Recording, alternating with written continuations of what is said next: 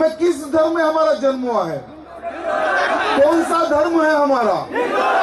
हिंदू धर्म में जिस व्यक्ति का जन्म होता है वो व्यक्ति बहुत ही भाग्यशाली होता है। बाकी के जो हर जन्म में पाप करते हैं उनका जीवन ही पाप करने के लिए होता है, वो गोल टोपी वाला होता है। और दूसरी बात तो ये है कि मुसलमान तो इस देश के अंदर रहना नहीं चाहिए।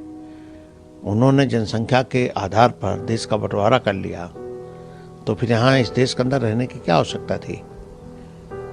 फिर उनको अलग भूभाग दे दिया गया, बांग्लादेश या पाकिस्तान जाएं, यहाँ क्या काम है उनका? यदि आप इस देश के मुसलमान ये स्वीकार करने के लिए तैयार नहीं है कि मेरा पूर्वज हिंदू है, तो वो देशभक्त हो सकता है, परंतु वो राष्ट्र विरोधी है, ऐसा मैं मानूंगा। एंटी नेशनल है, माने राष्ट्र विरोधी हैं। देश में हर आतंकवादी मुस्लिम क्यों होता है और मुस्लिम बीजेपी को वोट क्यों नहीं देता है? एक सीधी सी बात है, इसलिए भारतीय जनता पार्टी एक राष्ट्रभक्त पार्टी है, इसलिए मुस्लिम उसको वोट नहीं करता है। इसलिए मैं मुसलमानों से कह रहा हूँ, वोट दे देना भीख नहीं मांग रहा हूँ। अगर वोट दोगे तो सुखी रहोगे, अगर वोट नहीं दोगे तो जो कष्ट झेलोगे, भारतीय जनता पार्टी का शासनकाल है। जो कष्ट तुमको नहीं झेलने पड़े थे वो कष्ट तुमको उठाने पड़ सकते हैं। सवाल यह है कि मुस्लिम धर्म में जो है आप जानते हैं कि 50 औरत रखिए और जो है 1050 बच्चा पैदा कीजिए, ये कोई परंपरा नहीं। ये तो जो है एक जो है जानवरी प्रवृत्ति है, जानवरी प्रवृत्ति है। हिंदू अलग संस्कृति है, मुस्लिम अलग संस्कृति है, दोनों एक साथ नहीं रह सकती। दो संस्कृतियां कभी एक साथ नहीं रह सकती हैं, ये टकराव होगा, जरूर होगा। जो गाय मुसलमानों के घर में पल रही है, ये गाय मुसलमानों से इनको किसी भी कीमत पर वापस ले लेना चाहिए।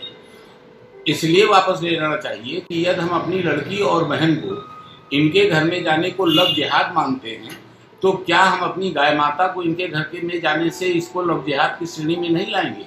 ये लव जिहाद है, इसलिए गाय माता को किसी भी कीमत पर मुसलमानों के घर से वापस लिया जाना चाहिए। हमारी माँ का कोई अपमान करेगा, हम मर जाएंगे, सहन नहीं करेंगे, मर जाएंगे, मार देंगे। अगर जिसे तुम माँ कहते हो, अगर उसको हम काटें तुम्हें कैसा अच्छा लगेगा? ये पंजा नहीं है, ये कमल का हाथ है, ये कटुए का गले को काट देगा चुनाव के बाद। ए सुनो, अल्लाह के भक्त हो या भगवान विष्णु के भक्त हो, पहले ये बताओ, पहले बताओ जरा, कौन भक्त, किसके भक्त? भक्त तो हम अल्लाह के हैं, मैं तो सीधा ठोक के आप लोग के धर्म की भी बस, तो फिर चिल्लाओ मत। अल्लाह के भक्त हो तो चिल्लाओ मत, बैठ जाओ। नहीं, फिर बैठ जाओ चुपचाप, फिर चुपचाप बैठ जाओ। किसी मस्जिद का नाम रख दूंगा मैं भगवान विष्णु के नाम पे, फिर चिल्लाते फिरोगे। अरे रख दूंगा किसी मस्जिद का नाम भगवान विष्णु के नाम पे, चिल्लाओ मत, बैठ जाओ। बहुत लोगों को बड़ा दर्द हुआ कि आगरा का ताजमहल ऐतिहासिक स्थलों में से निकाल दिया गया। कैसा इतिहास, कहां का इतिहास, कौन सा इतिहास? और मैं गारंटी के साथ आपसे कहता हूं कि इतिहास बदला जाएगा। कि चुनाव बाबर और राम के बीच है और राम को चुनाव जिताना, बाबर को बरेली से भगाना है। ये आपको तय करना है कि दिल्ली में राम यादव की सरकार बनेगी या हराम यादव की सरकार बनेगी, आपको स्वयं फैसला करना है। भैया तुम लोगों को अली मुबारक हो, हमारे लिए बजरंग बली हमारे साथ में है। इसलिए निर्णय इस बात का होगा कि भारत की जनता भारत में भगवान के साथ होगी कि इस्लाम के साथ। इस्लाम जीतेगा कि भगवान जीतेगा? ये सच है कि भारत के अंदर हमारी जनसंख्या गिर रही है। क्या भारत में फिर से नया पाकिस्तान हम बनाएंगे? गिरिराज ने कहा, लोकतंत्र तब तक ही सुरक्षित है जब तक हिंदू बहुसंख्यक हैं। हिंदुओं की आबादी कम होने से सामाजिक समरसता खतरे में पड़ जाएगी। जिन जिलों में मुस्लिमों की आबादी बढ़ रही है वो देश की एकता और अखंडता के लिए खतरा है। अखंड हिंदू राष्ट्र, अखंड हिंदू राष्ट्र, अखंड हिंदू राष्ट्र। और जो भी व्यक्ति अखंड हिंदू राष्ट्र के बीच में आएगा उसका नामो निशान, उसका नामो निशान छोड़ेंगे नहीं। अखंड हिंदू राष्ट्र की स्थापना के लिए हर हिंदू अपने घर में हथियार रखना सीखे मेरे भाइयों। मैं हमारे विश्व हिंदू परिषद के अधिकारी गणों से यह निवेदन करना चाहता हूं कि हर वो नौजवान को AK-47 की शिक्षा भी देने की आवश्यकता है। देश की रक्षा के लिए हर वो नौजवान को AK-47 चलाने की शिक्षा देने की आवश्यकता है। तो मोदी जी, आप उन लोगों से नाराज रहते हैं या आपको गुस्सा आता है जब ये कहते हैं कि मुसलमानों को पाकिस्तान चले जाना चाहिए? पहली बात है कि मैं कभी भी इस प्रकार की भाषा को स्वीकार नहीं करता। पर आप कार्रवाई भी नहीं करते हैं। आपकी कौन कहता नहीं करते हैं? केंद्रीय पक्की करते, मेरी पार्टी पक्की कार्रवाई करती है। मीडिया में जाए तभी कार्रवाई मानी जाती है क्या? आप डांट लगाते हैं? मैं इस भाषा का प्रयोग नहीं करता हूँ। ये काम पार्टी का है और पार्टी करती है, उचित रूप में करती है। आगरा में नरेंद्र मोदी की रैली में मुजफ्फरनगर दंगों के आरोपी बीजेपी विधायकों को सम्मानित किया जाएगा। खुद नरेंद्र मोदी दोनों विधायकों को सम्मानित करेंगे।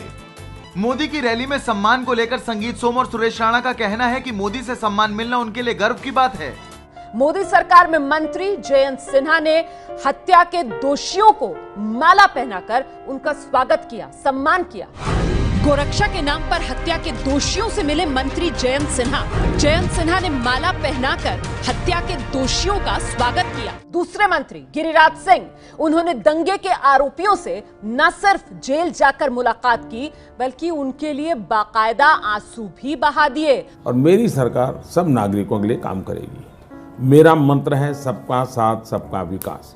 तो आज के बाद अपने मन में एक बात बिठा लो कि आज से मैं 1 रुपए की भी चीज खरीदूंगा तो हिंदू के पास से खरीदूंगा।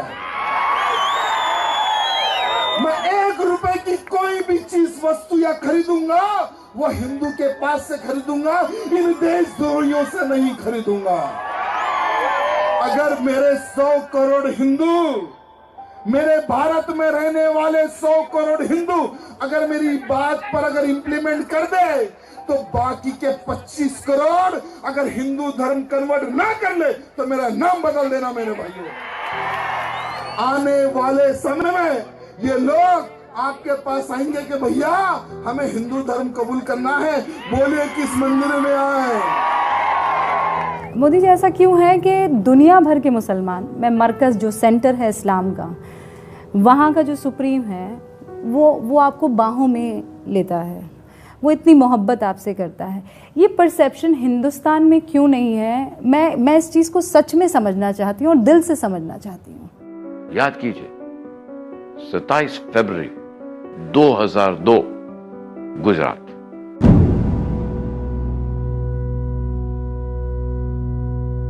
27 फरवरी 2002 को गोधरा स्टेशन पर साबरमती एक्सप्रेस के एक डिब्बे में आग लगी और 59 लोग मारे गए, जिसमें ज्यादातर कार सेवक थे जो अयोध्या से लौट रहे थे। उसी दिन शाम गुजरात के मुख्यमंत्री निवास पर बैठक हुई। इसमें नरेंद्र मोदी भी शामिल हुए। इस बैठक में क्या हुआ ये जांच का विषय बना रहा, लेकिन इसी 27 तारीख की बैठक में एक बड़ा फैसला हुआ।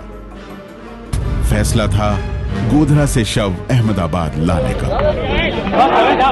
पुलिस और प्रशासनिक अधिकारियों ने इसका विरोध किया था।